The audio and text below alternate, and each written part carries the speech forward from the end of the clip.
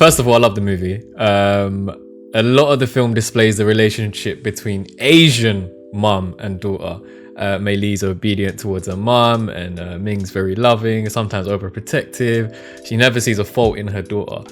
How much of your own mother and daughter experiences did you breathe into your characters? Ming and May's relationship is actually very similar to my mom and I's. And when I was recording this film, I was between 12 and 16. So I was in that age range and going through those changes as well. So I think I definitely apply a lot of my experiences with my mom into the movie when I was recording. I can't really say the same. For me, I can't really say the same. My mother was not exactly like Ming, but I will say in almost so many characters that I play, I'm playing my sister. So I think that's kind of what I brought in more to Ming than anything else. Yeah. There was a lot of representation in the film outside of Mei Lee's family. There was Priya, who was obviously one of the best friends, and I noticed a reoccurring security guard who was Sikh, a few Muslim women wearing hijab, which was really nice for me to see, and they were placed in the movie just like regular people. It's Toronto. It's very much Toronto. Was this sort of representation important to you to be included in the movie, and why? I think so very much. As I said, it's Toronto, and Domee Shi, the director, she was born and raised in Toronto. It's very much a Canadian film. I mean, as a Canadian, when I saw, where it was all placed, I knew exactly where I was. I know exactly what corner that is.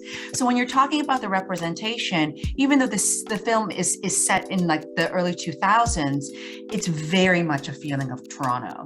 It's very much a feeling of like the girls that you would grow up with in Toronto. So you're saying that the way that people and representation and diversity are folded in an authentic way has everything to do with the filmmaker.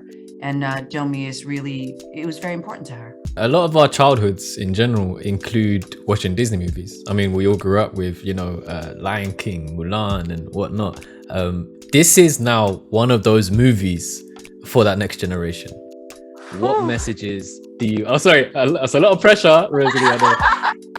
What messages do you want audiences to take away from this movie, especially the youngsters that are going to watch it? I definitely think that viewers can take away that change is okay and change is inevitable. And, Mei Lee, she's 13. However, I feel like everyone goes through a change, whether you're 13 or you're older or you're younger. And I think the red panda represents just messiness, because everyone has a messy side. Everyone has a side they want to hide and they don't want people to see. But there's no, you can't take that part away from you, because that's what, like, the red panda makes Mei Lee who she is. Mm-hmm. And I think everyone has a red panda side. Everyone does. Don't say that you don't. You do.